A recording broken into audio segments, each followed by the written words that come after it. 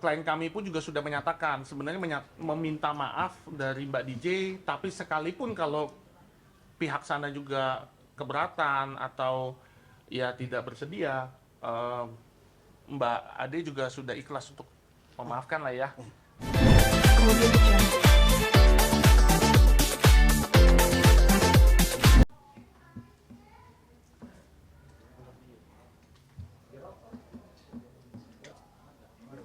Ya itu.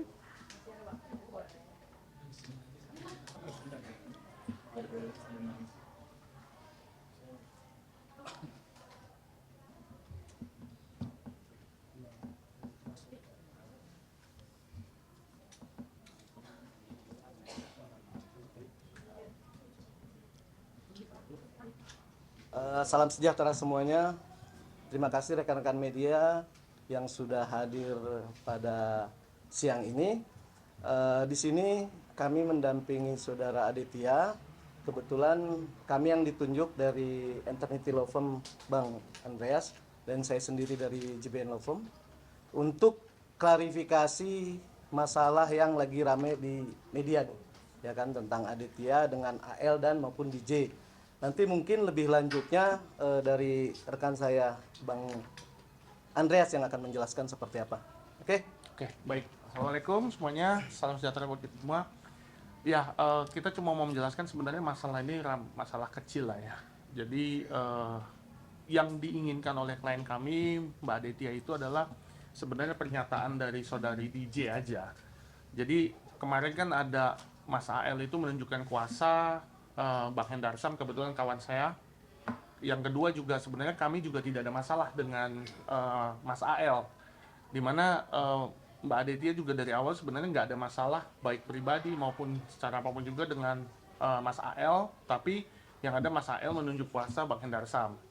Tapi apapun itu, ternyata saya sudah menghubungi Bang Hendarsam mengenai hal tersebut dan ternyata dia pegang dua kuasa, yaitu Mbak DJ juga ke beliau. Nah, sebenarnya gini, masalah ini kami hanya meluruskan beberapa hal. Satu, narasi yang dibuat yang saat ini menjadi besar adalah ketika Aditya ini menyatakan bahwa sudah melakukan buka LP. Nah, padahal boleh dicek di beberapa media platform yang pernah beliau hadiri di tempat manapun juga, itu dia tidak pernah mengatakan sudah buka LP. Tetapi beliau hanya mengatakan konsultasi terkait masalah hukum. Jadi kami nyatakan sekali lagi, Aditya tidak pernah menyatakan sudah membuka LP, tapi konsultasi. Dan hingga saat ini, kami berdua, saya dengan Bang John, memberikan saran baiknya kami kekeluargaan terlebih dahulu. Gitu.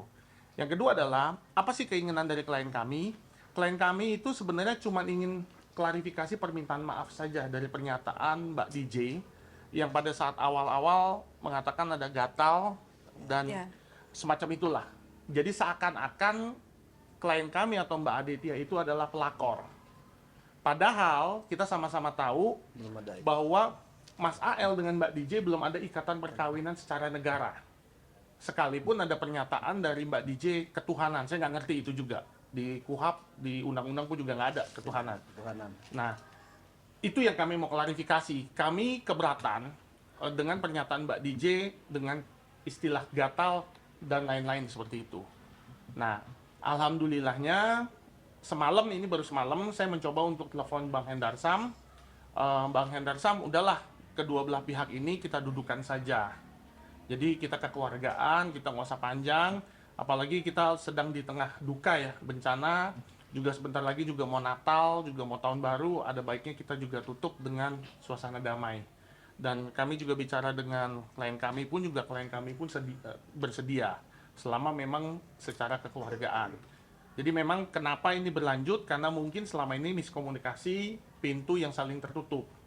Tapi sekali lagi alhamdulillah saya sudah bisa berhasil hubungin Bang Hendarsam, dan kalau misalnya memang rekan-rekan nggak keberatan, saya juga akan hubungin Bang Hendarsam biar sekaligus kita dengarkan gitu kan beliau seperti apa gitu.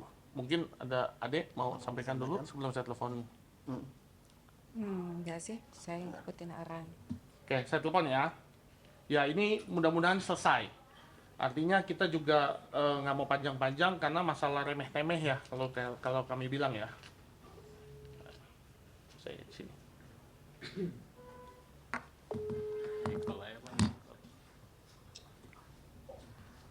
Assalamualaikum Halo. Bang. Assalamualaikum Bang. Waalaikumsalam, Mbak Dina. Andreas Bang. Iya, siap. Apa kabar? Baik. Bang, Alhamdulillah. izin, ini kami di tengah-tengah preskon terkait dengan masalah Mas AL, Mbak DJ dengan Mbak Aditya. Oh, iya, iya, iya, iya, iya. Tuh. Jadi yang seperti yang kemarin sore aku bilang, Bang, ini sebenarnya kan perkara ini kan juga bukan masalah besar ya. Kalau kami bilang ini perkara cuma miskomunikasi. Nah, ini kalau saran kami sih ya ada baiknya ya kalau bisa ya Mbak DJ ya didudukin lah. Sekalian juga Abang kan juga sebagai penengah juga bisa gitu kan. Kira-kira Iya, gitu, Bang. iya. Jadi memang tadi saya Abang udah ini dengan Mbak DJ juga, ya, komunikasi dengan beliau. Tapi intinya memang spiritnya juga sama, ya, bahwa dia memang mengaku ada kekhilafan lah kan gitu ya. Nah, tapi dalam bentuk apa kan Abang belum tahu lah ya kan gitu ya. Memang saya salah juga kan gitu kan. Tapi apakah konteksnya itu ini masuknya ke pelanggaran hukum atau tidak kan kita itu nggak usah lah kita perdebatkan tentang masalah itu. Nah intinya kan sebenarnya memang dia sudah minta maaf kan juga ke Mbak itu kan, Ati juga kan Iya. pada saat itu kan. Nah jadi seperti itu Dinda. Jadi sebenarnya kalau spiritnya itu ya kita sambut baik. Kalau nanti memang perlu didudukan, Abang akan coba ya ke Mbak DJ ya gitu ya. Tapi nanti kita lihat ke depannya gimana. Tapi pada prinsipnya memang seperti itu sama bahwa kalau memang dari Mbak Ati juga mau melakukan itu ya untuk damai lah intinya kan gitu, menyelesaikan masalah ini secara baik-baik ya itu baik ya kan, karena polemiknya juga nggak produktif menurut Abang kan itu kan, Iya. nggak produktif untuk semuanya, menguras energi, waktu ya kan, pikiran kan gitu loh. Jadi ya baik kita selesaikan lah ya kan. Kalau nanti masalah Mas AL dengan Mbak Didi ya urusan mereka lah nanti itu kan. Ya. Itu aja sih. Ya. Ya kan? Ya. Ya, jadi ajang silaturahmi akhir tahun lah, Bang. Iya, mudah-mudahan kita itu kan nanti saya sampaikan. Nanti Abang sampaikan ke Mbak Didi juga, ke Oke. Mas AL juga deh. Oke. Ya. Siap. Salam buat itu kliennya ya ke Mbak Ade ya. Siap, siap. Ini juga ada rekan kami juga Bang John Ababan, Bang. Iya Bang. Oh iya ya. Iya. Oke, berarti. Oke. Ya. Oke. Thank you, Bang. Nanti saya sampaikan ya, Bang ya. Oke. Siap ya. Oke, jadi mungkin teman-teman media juga sudah jelas. Jadi nanti mudah-mudahan ada kabar lebih lanjut. Ya kami harap juga masalah ini juga nggak perpanjang lah ya. Yang menurut beliau juga nggak produktif juga. Bukannya kami tidak menghargai klien kami, tidak. Tetapi klien kami pun juga sudah menyatakan sebenarnya meminta maaf dari Mbak DJ. Tapi sekalipun kalau pihak sana juga keberatan atau ya tidak bersedia, Mbak Ade juga sudah ikhlas untuk memaafkan lah ya. Ya anggap ini juga jadi pembelajaran lah buat kita semua lah seperti itu sih. Oke, Intinya lebih mengklirkan bahwa image yang selama ini buruk tentang Ade, bahwa dia perusak hubungan orang segala macam, ya tidak ada. Karena emang kita nggak usah cerita lagi ke belakang kan, sudah emang keadaannya seperti itu ya. Namanya juga sudah sama-sama dewasa. Alangkah baiknya kan daripada ini berlarut-larut akhirnya menjadi konsumsi yang nggak baik juga, ya kami berharap lebih baik ke depannya. Mungkin itu aja.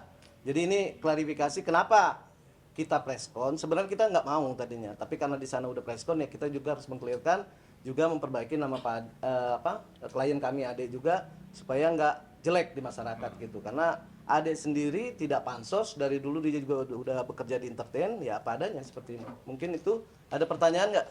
Buat Kak Ade mungkin kronologi gimana sih Kak biar nggak simpang siur dari kakak kenal sampai ada chat itu sampai kakak bilang diintimidasi mungkin dari JSG gimana? Mungkin bisa diwakilkan sama Bang John. Ya kalau bicara ke belakang mungkin kan dari preskon kemarin kan sudah ada. Awal permulaannya itu emang dari AL sendiri yang komunikasi dengan Ade. Akhirnya terjadilah mungkin cemburu dari DJ sendiri. Dan disitulah secara personal ada komen-komenan di Instagram ya. Di Instagram yang itu